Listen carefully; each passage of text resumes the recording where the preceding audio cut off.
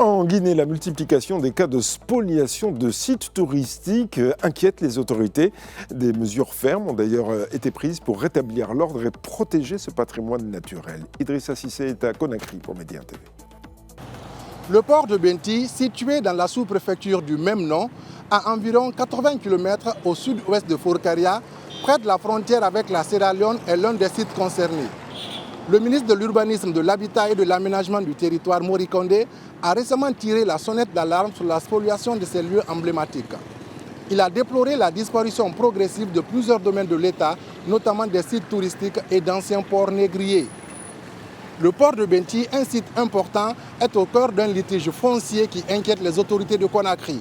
En effet, un particulier revendique la propriété d'une partie importante de ce site, s'appuyant sur un plan de masse délivré par les services de l'habitat. Cette situation est d'autant plus préoccupante que le ministre a confirmé que ce cas illustre les dérives passées de la gestion foncière en Guinée. En tant que président de la Commission nationale de la réforme foncière et de l'habitat, il a souligné l'urgence de remettre de l'ordre pour préserver ces sites. Le port de Benti est considéré comme un trésor historique. C'est un lien vital entre la Guinée, l'Afrique et le monde. Sa perte serait une amputation à la mémoire collective. Les autorités veulent le sauver pour préserver l'histoire et booster le tourisme culturel. Idrissa Cissé, Conakry pour Média TV.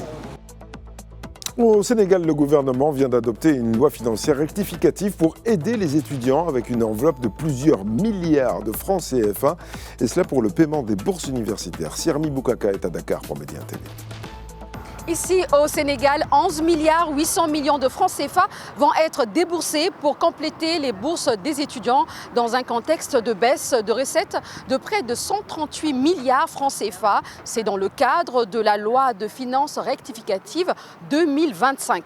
Cette somme figure parmi les dépenses urgentes priorisées par l'exécutif et vise à apaiser le climat social dans les établissements d'enseignement supérieur. Pour les étudiants boursiers sénégalais, cette mesure est une bonne nouvelle qui attendait la décision des autorités du pays depuis plusieurs mois. Et cette dotation constitue l'un des montants les plus importants parmi les 56,8 milliards francs CFA de dépenses urgentes inscrites dans le budget rectificatif. Sirmi Boukaka pour Média TV, Dakar, Sénégal.